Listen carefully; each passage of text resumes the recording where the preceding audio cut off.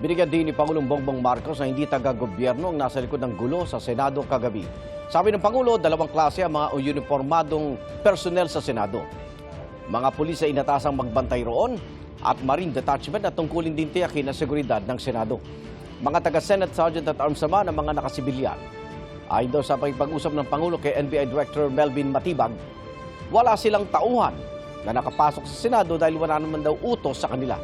Sabi rin ng Pangulo, wala siyang utos kanino man para arestuin si Senator Bato de la Rosa kagabi. Patuloy na inimbestigahan kung sino nagsimula ng gulo sa Senado.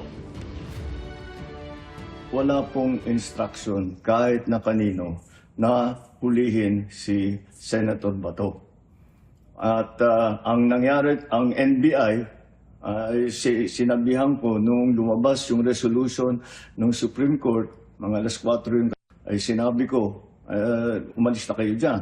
Nag-comply naman sila. Nakausap ko na si Senate President Alan Cayetano at nag-agree kami. We agree that the thing to do now is to tell our people all to calm down and we will get to the bottom of this.